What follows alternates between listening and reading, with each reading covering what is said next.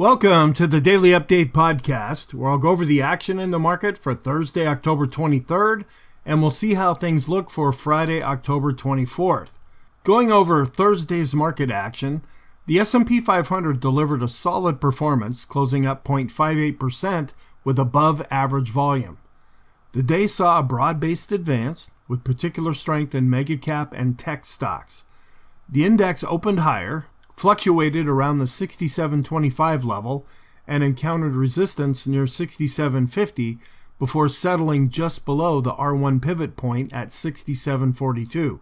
Despite this uptick, the S&P 500 remains range-bound, exhibiting what could be said is treadmill action, choppy trading with no significant breakout in either direction.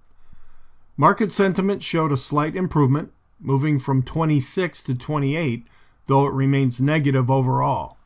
Interest rates on the 10-year yield rose marginally, but still are below the 4% threshold, providing some stability for stocks. Meanwhile, geopolitical developments played a notable role on Thursday, with sanctions on Russian oil companies Rosneft and Lukoil, driving oil prices higher and bolstering energy stocks.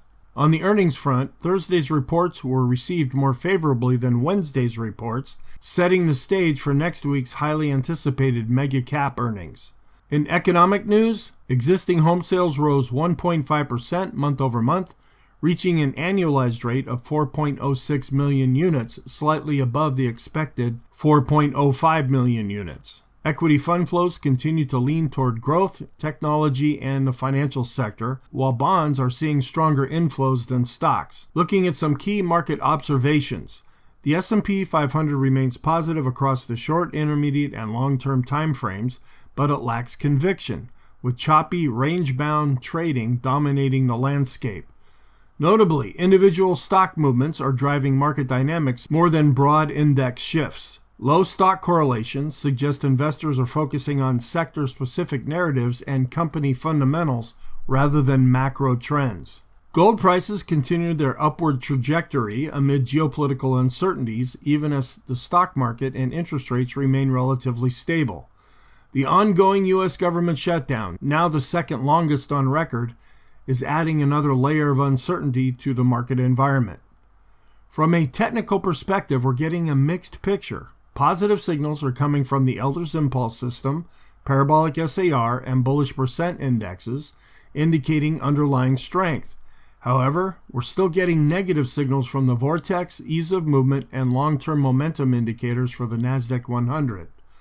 The S&P 500 is trading more than 10% above its 200-day moving average, raising concerns about potential overextension. Volume, while above average, declined slightly from Wednesday, with price-based indicators trending upward, but volume-based metrics lagging. Looking ahead to Friday, October 24th, the markets are bracing for the release of the CPI report, which will likely set the tone for the day. A mixed report may prolong the current range-bound action, while a hotter-than-expected report could ignite inflation fears and pressure stocks.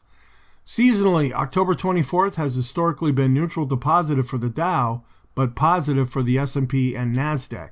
However, post-election years and post-options expiration weeks tend to lean slightly negative, adding a layer of caution. Some key levels to watch on Friday include the S&P 500's pivot point and resistance at 67.50 and the Dow's resistance at 47,092. Geopolitical developments, including U.S.-China trade talks and the ongoing impact of Russian sanctions, will remain in focus. Additionally, anticipation continues to build for next week's mega-cap earnings, which will likely sway market sentiment.